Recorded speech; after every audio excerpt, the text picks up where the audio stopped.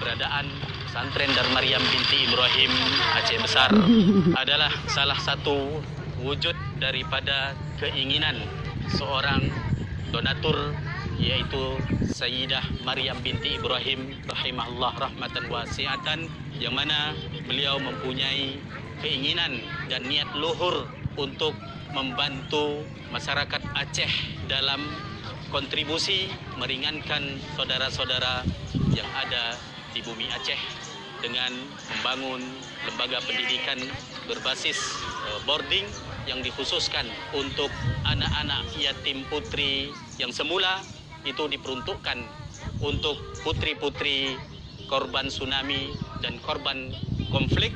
Dan alhamdulillah hingga saat ini pesantren Dar Maryam binti Ibrahim telah menampung dan membina, mendidik saat ini 150 yatim putri dari berbagai kabupaten kota yang ada di bumi Aceh. Haji ni menton daripada Darul Ihsan. Yang mana enggak ada hafal Quran ni. Keren.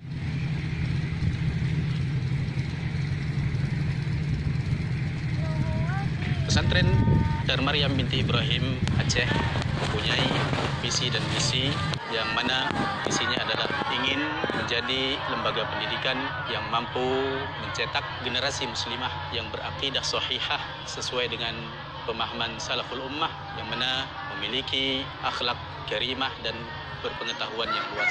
Adapun misinya adalah ingin menanamkan prinsip-prinsip keislaman dan akhlakul karimah kepada peserta didik, kemudian ingin menumbuhkan semangat beribadah secara ikhlas, bersungguh-sungguh, disiplin, percaya diri, dan mampu memiliki sikap bertanggung jawab dan skill kerja yang mampu bersaing di dunia pendidikan dan dunia kerja. Kemudian tidak luput bahwa misi daripada pesantren Dar Maryam binti Ibrahim ingin ikut andil berkontribusi membantu pemerintah dalam menangani anak-anak yatim yang mereka butuh bantuan untuk mendapatkan lembaga pendidikan yang kondusif, yang bisa mereka menuntut ilmu dengan baik dan gratis, dan mampu mereka merasakan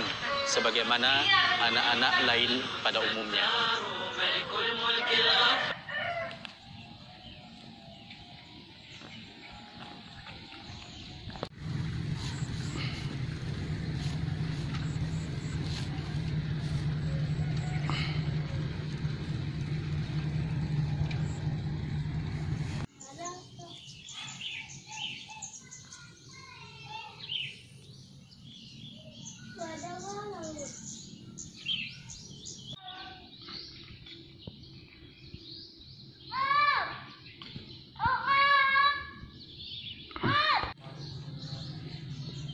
Belum ketusit dah.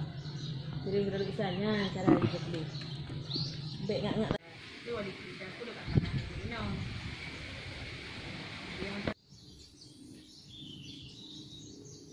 Allah bersabda, ana wa kafilul yatim fil jannati hakadha wa asyara bisababati wal wusta la yufarriju bainahuma syai'an, yang mana Rasul bersabda bahwa saya dan orang yang menanggung anak yatim di surga bagaikan dua jari, antara jari telunjuk dan jari tengah yang tidak dipisahkan dengan penghalang daripada kedua jari tersebut. Di sini kita bisa mengambil pelajaran tentang begitu besarnya keutamaan daripada orang yang menanggung anak-anak yatim.